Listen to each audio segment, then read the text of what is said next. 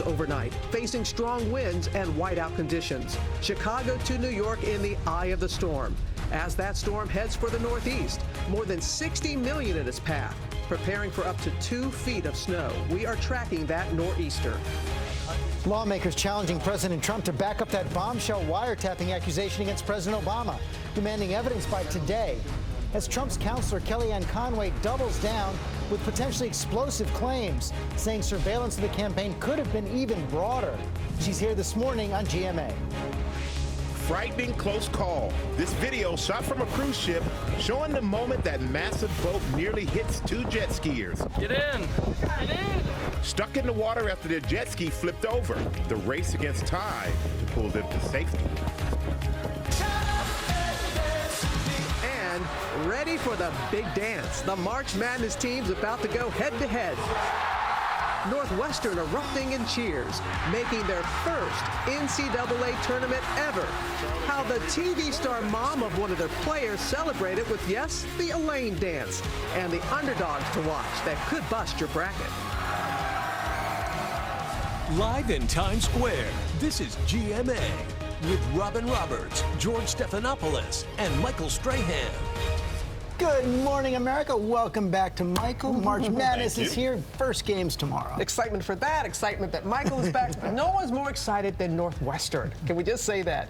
Wjla is an alum and the mom of one of their players.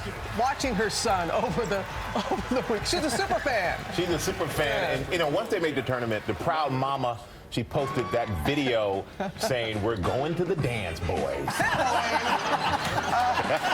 Never get tired of seeing that.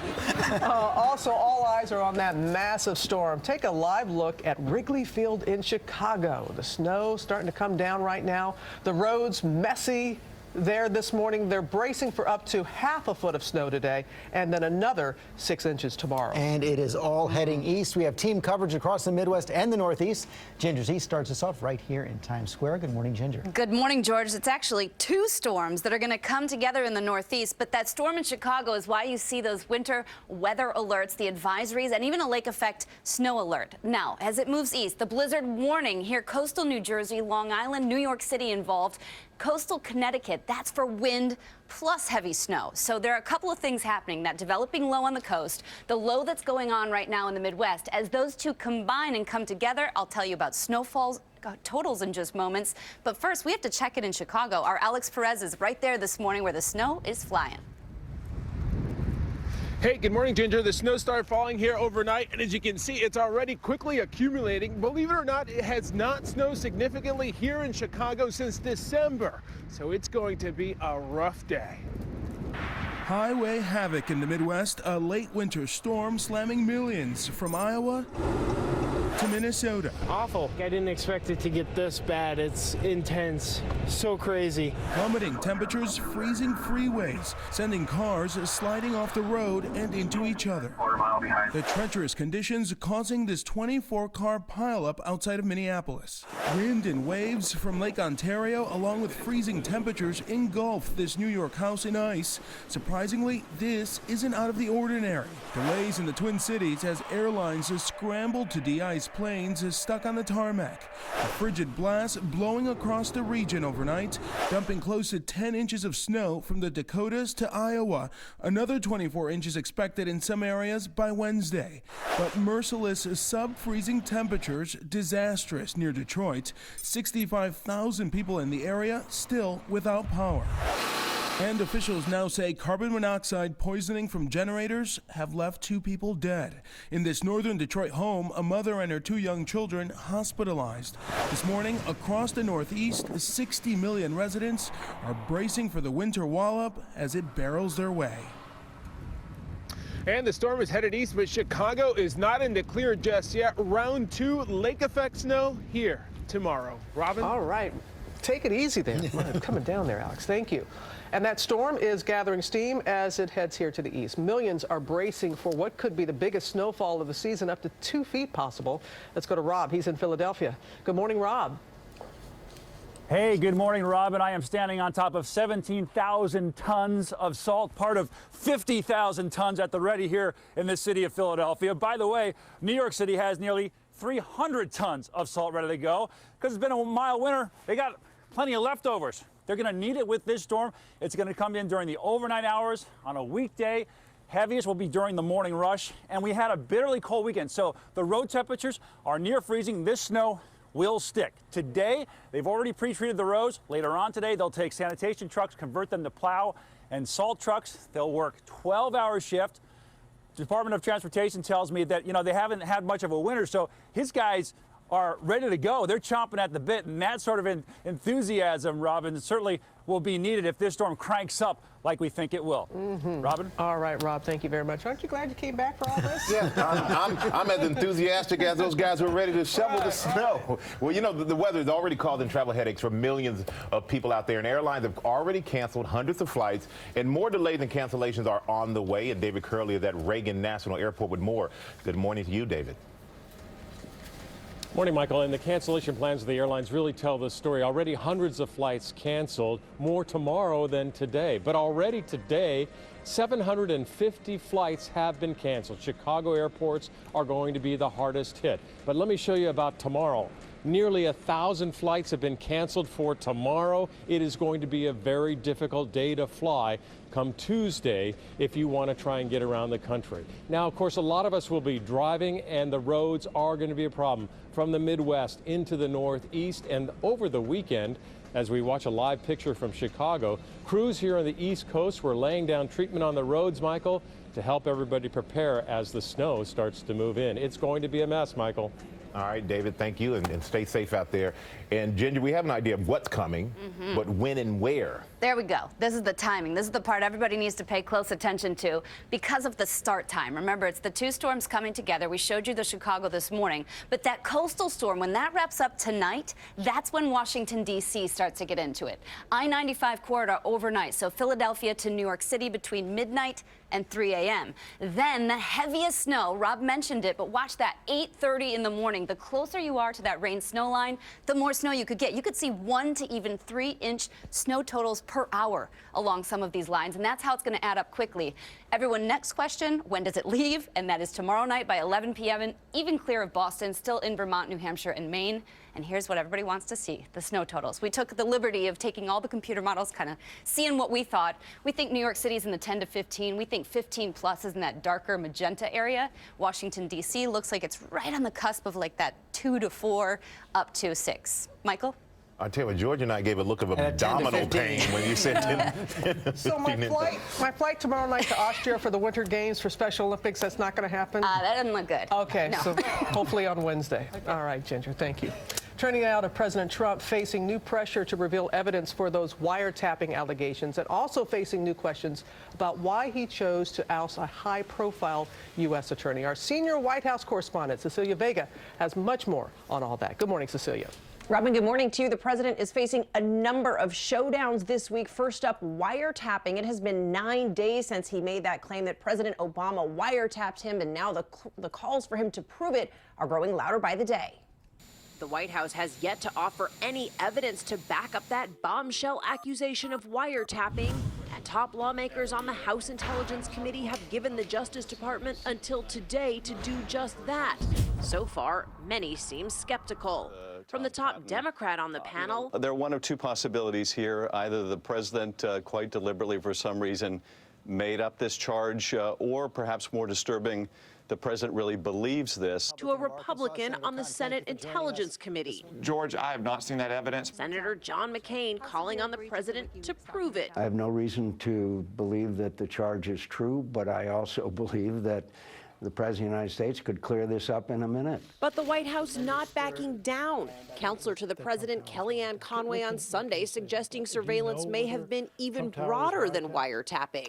What I can say is there are many ways to surveil each other now, unfortunately. Do you believe there was an article this week that talked about how you can surveil someone through their phones, through their, certainly through their television sets, any number of different ways, and microwaves that turn into cameras, etc. So we know that that is just a fact of modern life. But that is far from the only controversy facing President Trump this morning. This weekend, an abrupt changing of the guard at the Justice Department. The Attorney General requesting resignation letters from 46 federal prosecutors, all holdovers from the Obama administration. But one of the most prominent, New York's Preet Bharara, refused, tweeting over the weekend, "I didn't resign. Moments ago, I was fired." A sharp shift from November when then President-elect Trump personally asked him to stay on the job. We had a good meeting. I said I would absolutely consider staying on. The White House calls it a routine house cleaning in a new administration. And another looming showdown, this one on health care. The Congressional Budget Office, as early as today, could release findings that show millions of people who now have health care under Obamacare could lose it. But, George, before these findings are even out, the White House is already pushing back. Thanks, Cecilia. We're joined now by White House Counselor Kellyanne Conway. Welcome back to GMA. Pretty explosive suggestion there with the Bergen record. Do you have any evidence at all that the CIA techniques revealed by WikiLeaks were used against Trump Tower? The president's just happy that the investigation now includes this aspect, that the House Select Intelligence Committees in the House and Senate are now going to have this as part of their very attenuated Russia campaign connection. All I said to the Bergen record is I was making a comment about the articles from this past week where it is revealed that one can be surveilled in any number of techniques, through microwaves, through the cameras, through televisions. I wasn't talking about anything specifically. Do you know whether the Trump Tower was wiretapped? And you answered by citing this report about the CIA techniques revealed by WikiLeaks. Why would you make a suggestion like that without any evidence? I wasn't making a suggestion about Trump Tower. These are two separate things. That's what you were asked about. And I answered him about surveilling generally. But you have no evidence that that kind of surveillance was used against Trump Tower. I have no evidence, but that's why there's an investigation in Congress. That's particularly what investigations are for. And I would note that Director Comey has asked the Department of Justice to make a comment, but he hasn't made a comment. I noticed yesterday on your show with Congressman Schiff that he said he plans to ask Director Comey about this when he has him before the committee later in the month. Just to be clear, you're saying you have no evidence for these allegations? No, of course I don't have any evidence for those allegations, and that answer has nothing to do with what the president said last week. Let's move on to health care. The president's promising insurance to everyone. We're awaiting that CBO report today. I know the White House has questions about the CBO. You said back in January right here on GMA that those who are relying on coverage will not lose it. That promise stands? Yes, it does. And in fact, there are 20 million people just last year who decided they didn't want to access Obamacare. In fact, 6.5 million of them paid a penalty, and that ends under Obamacare, under the repeal and replace, George. People no longer pay the penalty, the taxes, the mandates. You had other people asking for an undue hardship waiver, which I assume they were granted. But many Americans who were promised care, promised they can keep their plan, keep their doctor, were told a big lie, and they couldn't do it. Now we have premiums that are spiraling out of control. We have 5 states and 1,021 counties in this country where you can only access one insurance provider. That's not a choice. And so, and it's actually in a downward spiral. It's unsustainable, it's unaffordable. I think the people who receive health care through Medicaid, people who receive health care through employers, which is many people in this country, they'll continue to have it as they're used to it now. But we're trying to equalize the tax treatment for the farmers, for the small business owners, for the mechanics who currently cannot pool together to access health insurance. You mentioned Medicaid. There are going to be pretty big cutbacks, about over $370 billion in federal cutbacks in Medicaid over the next 10 years under the president's bill. So you'll receive tax credits if you're on Medicaid now, and this will be slow rolled. It'll take a couple years to be implemented, as you know. And if you're on Medicaid now, you can expect to continue to receive your health insurance through Medicaid. And you'll get tax credits that allow you to buy insurance that may be more customary for you. I don't think that certain people are looking for maternity care of a certain age or a certain gender, for example. So with more competition and more choices in the market, which we currently just lack, you will have an opportunity to buy care that fits you. I was talking to Republican Senator Tom Cotton of Arkansas yesterday on This Week. He's lobbying against this bill right now. He's warning House members not to walk the plank, saying they're going to lose the House if they vote for this bill. What do you say to Senator Cotton? I'm not looking at a political calculation whatsoever now. I'm not thinking about the next election, thinking about the millions of Americans who don't have care and don't have coverage and who want it and need it and who were expecting it through Obamacare. The other thing I would note is that Senator Cotton also said that there's major carpentry work to be done. So he was hopeful that something can pass. And the president, this entire last week, George, has been inviting people into the White House, working the phones, doing what leaders do, listening, negotiating, being a decision maker, being a deal maker, and he is taking all those inputs. If people have ideas on how to improve the bill, he is certainly listening to that. He and the vice president are doing exactly that. I've noted that the Democratic Party comes up with no ideas. It's resist, it's obstruct, they're not even coming up with anything that might be workable to try to improve Well, they've said they're bill. willing to fix Obamacare if it's not repealed. Well, at least they're admitting that it's needing a major fix. I mean, how do you plug all the holes and patchwork something that's just not worked for many Americans? Certainly there are people on the exchanges who are happy, and they can continue doing that. The president, in the 5 principles he laid out in the joint session 2 weeks ago, George, said principle number 2 was make sure there's a smooth transition for those Americans who are already on the exchanges. But you're talking about millions and millions of others who simply, some of them have an insurance card and they literally can't use it. That's just the worst of all possible outcomes, that you're told that we checked the box with you, you have health insurance coverage, but you don't have care because you can't afford the premiums and you can't afford the deductible. Kellyanne Conway, thanks very much. Thanks. And the White House on that Preet Bharara firing, offering no explanation for the president's change of heart from November to today, just saying this was routine resignation of all U.S. attorneys. Nothing more than that. All right. Now to a frightening moment at the White House. A man accused of jumping a fence armed with pepper spray is due to appear in court this afternoon. The president praising the Secret Service, but the incident is raising security questions. ABC's Mary Bruce is there at the White House, has more for us. Good morning, Mary. Good morning, Robin. Well, the intruder said he wanted to meet the president, but instead he's being held in federal custody without bail. It was just after midnight here on Friday when 26-year-old Jonathan Tran jumped the White House fence and approached the south portico door, not far from the first family's residence where the president was home at the time. Now, when he was discovered, Tran told officers he was a friend of the president's and that he had an appointment. They discovered he was carrying a book by the president, a letter mentioning Russian hackers, and 2 cans of mace. Tran is now charged with illegal entry while carrying a dangerous weapon. His hearing is set for later today. Tran could face up to 10 years in prison. Robin? Mary, we've been seeing a series of these fence jumpers in recent years. So what is being done to prevent this? Yeah, Robin, there's a redesign here in the works. The plan, in part, is to raise the White House perimeter fence from its current 8 feet up to 13 feet, hoping they can once and for all put an end to these fence jumpers. Robin. So. All right, Mary, thank you.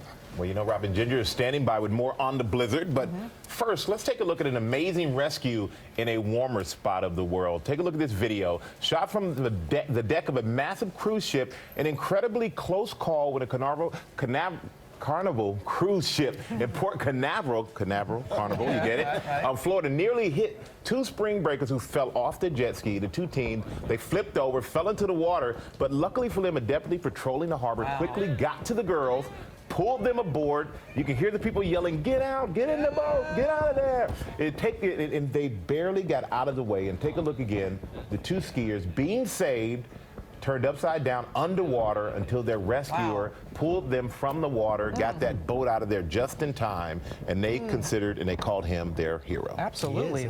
Absolutely hero. That's it. Let's go back now to Ginger. How about those high winds that we're dealing with, too? Yes, right? So to make it a blizzard, you have to have 35+ mile-per-hour winds for 3 hours or more. We're going to do it here as we get into your storm on Tuesday especially. Look at some of these gusts. This is 2 p.m. on Tuesday with the snow flying, a gust of 51 miles per hour in New York. New Haven, Connecticut, 62. Watch as this thing wraps up close to Boston, 67 mile per hour. So almost a 70 mile per hour gust. You're going to see coastal flooding with this too. So advisories are up for storm surge up to 3 feet. Your local weather in 30 seconds. First, though, your select cities brought to you by Quicken Loans. You could spend the next few days weeding through W-2s, pay stubs, and bank statements to refinance your home. Or you could push that button. Skip the bank, skip the paperwork, and go completely online. Securely share your financial info and confidently get an accurate mortgage solution in minutes. Lift the burden of getting a home loan with Rocket Mortgage by Quicken Loans.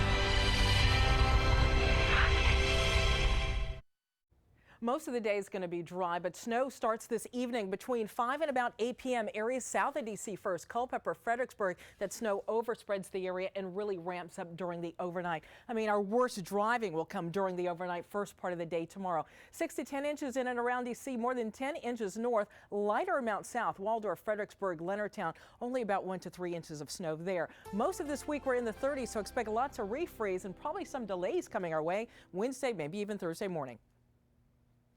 Coming up here on GMA, the newly released video raising major questions about what really happened before the Michael Brown police shooting.